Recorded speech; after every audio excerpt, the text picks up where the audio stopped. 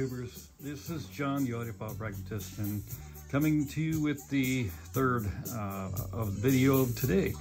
And this is the Mirage Om-7. OM meaning omni, meaning surround everywhere, or excuse me, sound everywhere. And so I checked my facts, and what I told you in the last video was not true. They are not a open baffle design, although they look like it. As you can see by the speakers right I have over here, let me turn the camera a little bit. That is an open baffle design. As I get up and I'll show you, these look similar, even similar in size, almost exactly. So first impressions are that I had to carry these Hummers up here, upstairs, right? I have 17 steps up to my, I have 10-foot ceilings in my house. So yeah. So after I got done sweating and took a drink and soft drink, of course, caught my breath. These speakers are almost 80 pounds a piece. Almost 80 pounds a piece. That's insane because they're not that big. They might be the pound, I mean, the heaviest speaker per footprint that I've ever seen in my life. So let me just get up and show you what they look like. So this one's been stripped down, right? All the grill covers are off. So you can see it has a metal dome tweeter, and it is apparent in the sound. I think these speakers right here, old enough maybe, that they could benefit from a upgrade in the capacitors. These, the ones you just heard, had that tweeter's better. I will tell you that. That's a beautiful sounding tweeter. There's no sibilance at all. There's no harshness. I can't say that about this speaker. It's not really offensive, but compared to the BPs, you can tell. And a lot of guys like them to be, you know, kind of hard sounding trebles because they like rocking it, like they hear the crash of the cymbals and stuff. So this is what the speaker looks like. This one needs some work. And I guess it happens to all of them, but the vinyl starts peeling off. And what I'll probably do is I'll just cut the vinyl off and then paint it with some like texture paint or something, and that'll be good. They also need work on the wood. So they got some stains up there. That'll all be gone, and they'll look beautiful when I'm done with them. But so that's what they look like when they got the grills on and grills off. You see they got like a, I don't know, that looks like a metric size. I don't think it's a 10-inch whooper. It looks like a 9-inch or so. So binding posts on the back are fantastic. They are great. They are really well built. They're super solid. And let me show you this one where it's stripped down. What did I do? I put it back on. So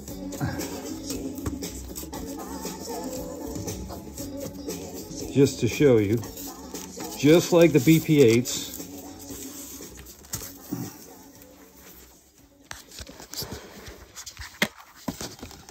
look at that. It's the same on both sides, only it's upside down. Look at that. So that's the front of that one. And this is the back of this one. Sorry. Yeah. So, yeah, it's just reversed. So, what we're going to do is take some listening.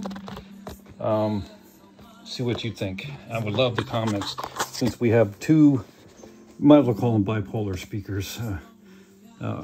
Mirage, of course, is called something else, omnipolar, omni, whatever. But let's just take a listen, and you tell me what you think. They're both the same. I guess the same. They're going for the same thing, right? So one is the three-way. This is a three-way speaker. It has a woofer, mid-range, and a tweeter. This has a mid-range and a tweeter on both sides. One woofer, and this there's no rear woofer on this, so that's good, because you don't want bass coming out both sides. It just cancels itself. So let's go.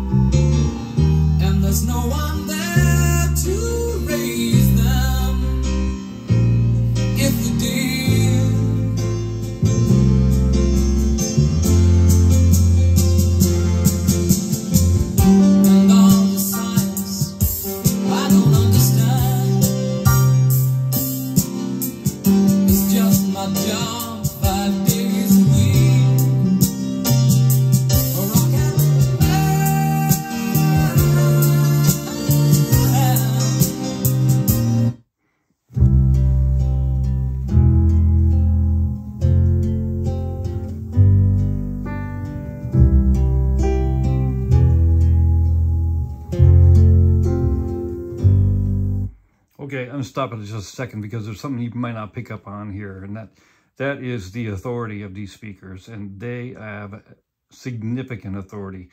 I can imagine being 80 pounds, there's really good bracing in that cabinet, and the cabinet is really thick. Because, yeah, they shouldn't weigh that much. So there's some stuff going on in there. And they have some serious authority. As you can see the feet.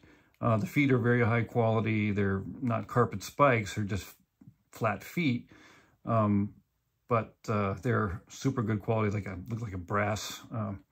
But yeah, the speaker all over. I mean, there's no. It's not a no compromise speaker, but there's very little compromise in the speaker. So I wish it didn't have a metal dome tweeter.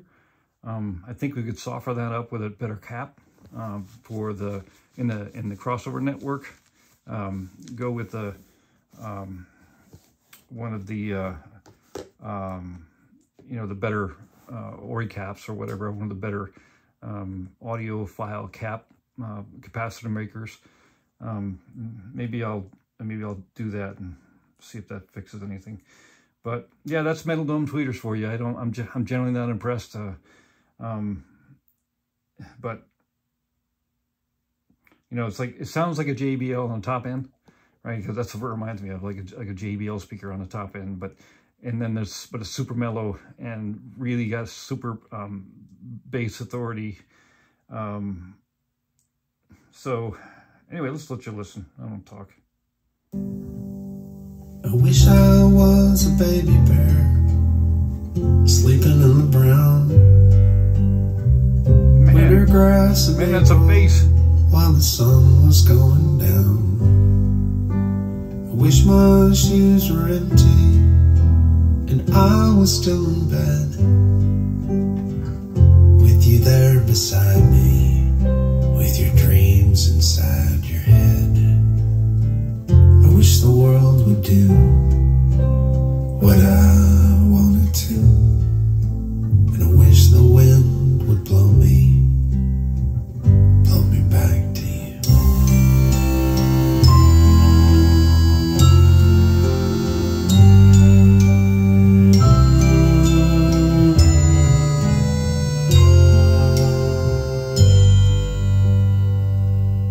Well, I wish your mom was ugly and your dad was ugly too.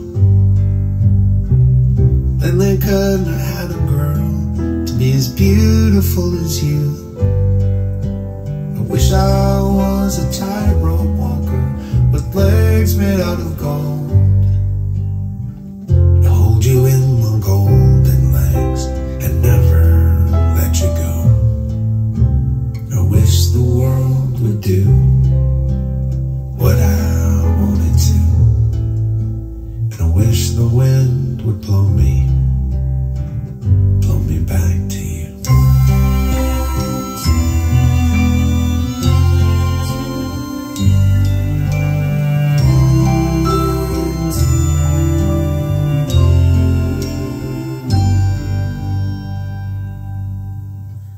wish I could see Jesus shining in the sky.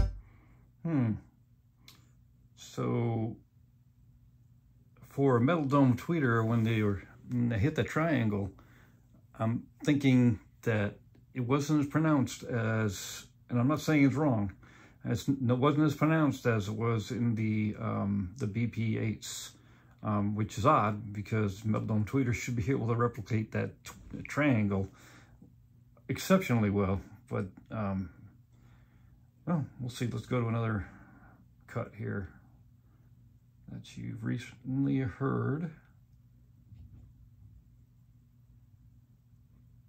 By the way, while we're transitioning, I listen to my favorite, one of my favorite songs right now on this speaker, and I was expecting a lot.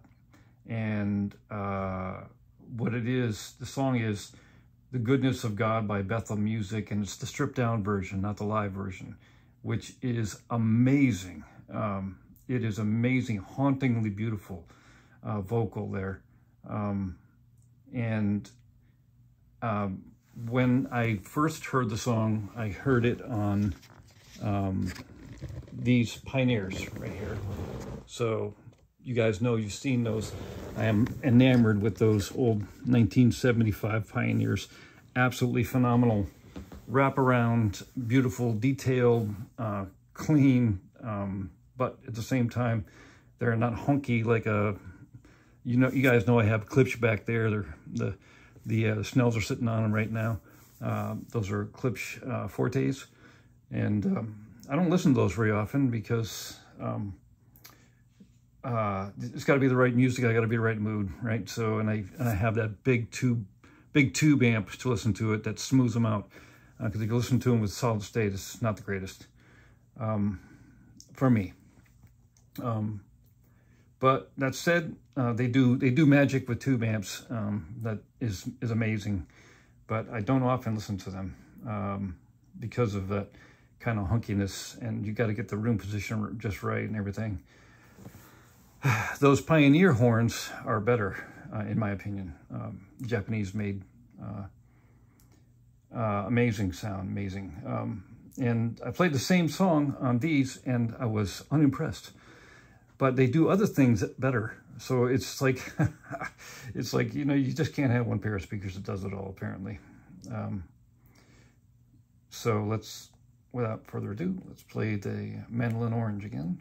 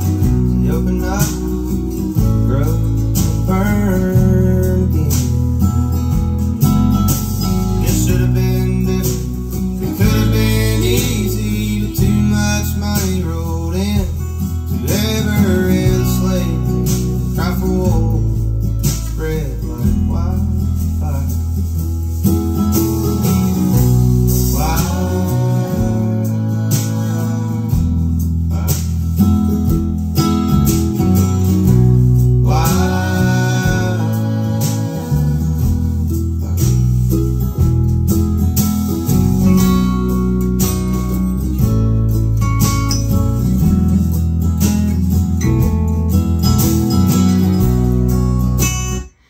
that's why we listen to different kinds of music, because when we audition, because it's almost like the speakers heard me talking about them, talking bad about them. And the tweeter has calmed down because, you know, and it's not true. It's not true, obviously, but with this music right here, Wildfire by Mandolin Orange, this definitely does not give me the sense that it's a metal dome tweeter and it's harsh. So older recorded music, right, like I was playing earlier, it's going to bring it out, apparently. And music that was more well recorded, or more recently recorded, if you will, maybe digital, all digital and well done digital, it's not all the same, then we have something to work with here. They have excellent resolution. I hear in the mid-range, the vocals are soft and pleasant, but the definition is definitely there. Perhaps a little overshadowed by the bass, and there's so much authority with these speakers that they just, I mean, that's what comes out at you, and it's probably right. I mean, they're definitely a full range speaker. There's no sub needed.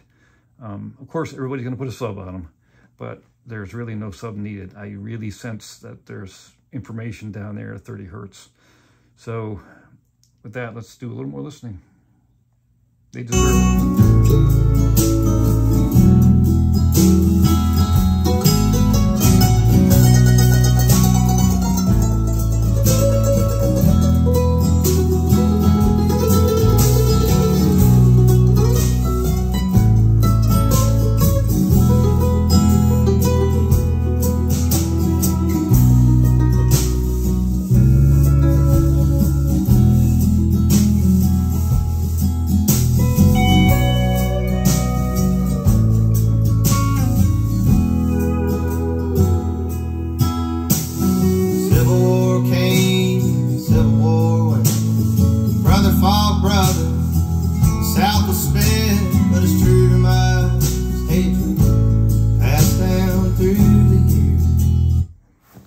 So I can't help but think back to, I listen to this music a lot on my Klipsch RB75s, which are long gone, a very large bookshelf speaker, which I sold to my buddy. And those have tremendous resolution in the vocal range. And I mean, you know, they pick, especially with the mandolin and I don't know if it's the banjo playing in the background there or what, but there is so much resolution with those RB75 Klipsch's. And I'm not saying all Klipsch are good. Some of them are shoddily made, but that wasn't the case with these. The RB75s were like they were called the baby RF7s because they used a lot of the same components. So a lot of the purists know about those. And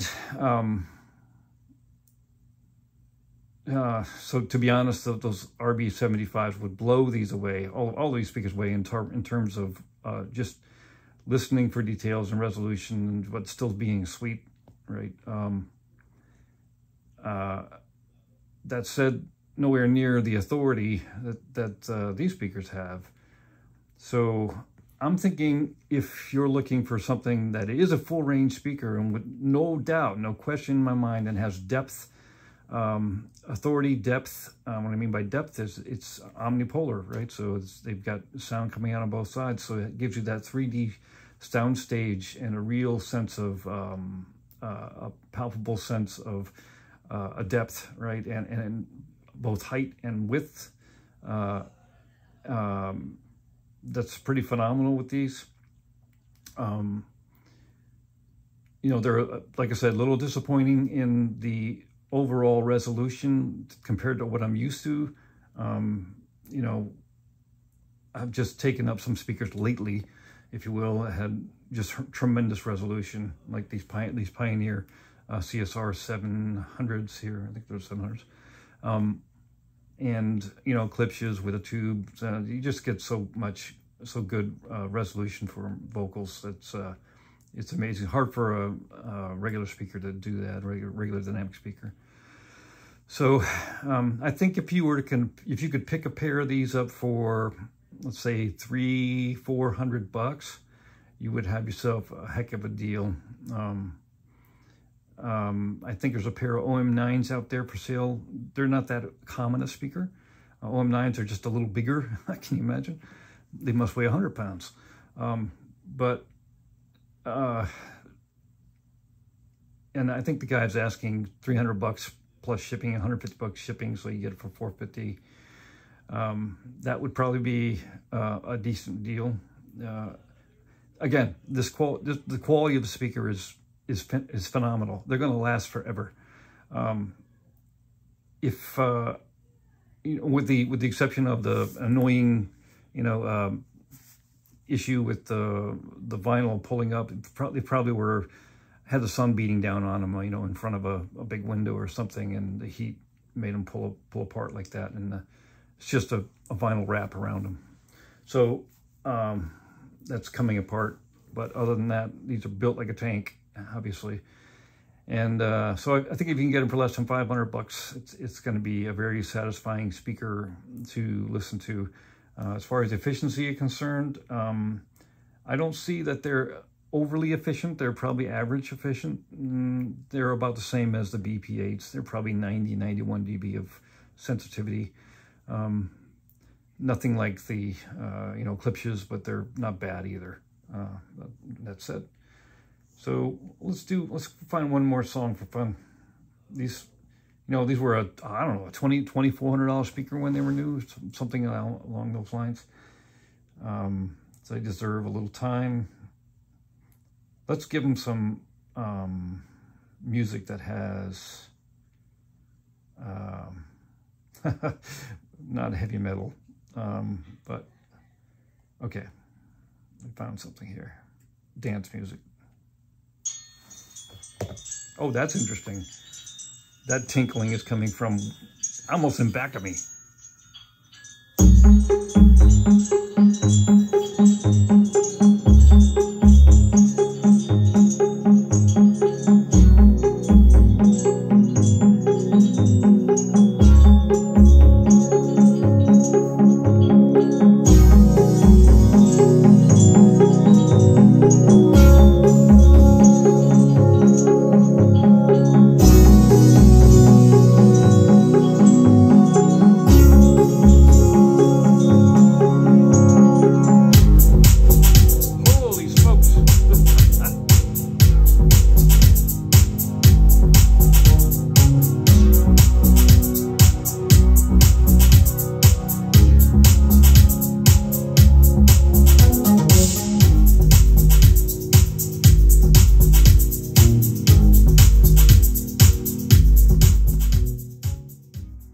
Wow, that's not exaggerating when I say that is some seriously hard-hitting speaker. That's some serious authority. Yeah, I haven't heard anything like that in this room since I've had my Martin Logan Odysseys, which were, you know, if you had to replace those speakers, it would be a $10,000 pair of speakers. So, yes, somebody looking for kind of do-it-all speaker. Doesn't have everything you want, right? But at least for me, it doesn't have everything I want. But definitely is well-rounded and lacks nothing for this kind of music anyway.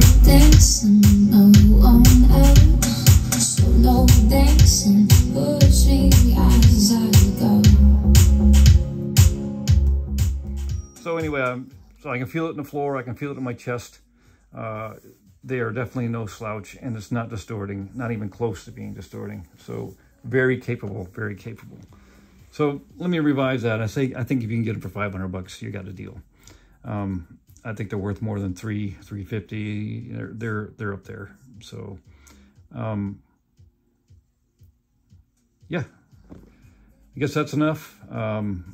Leave me your comments. Let me know if you want to hear something through them that I didn't play. You know, like, oh, what the hell? let's put some shinedown on them.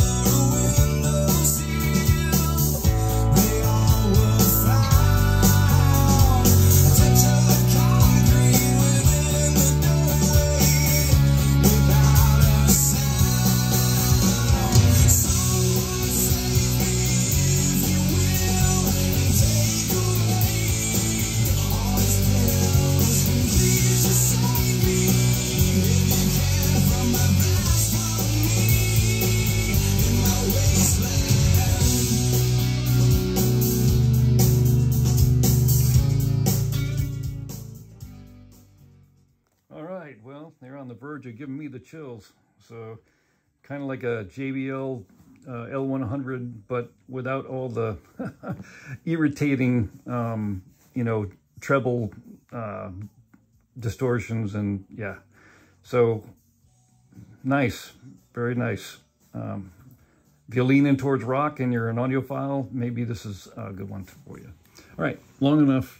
I'm going to sign out, John the Audiophile Pragmatist. If you like and you click the like and subscribe, I'd appreciate it. And you follow me.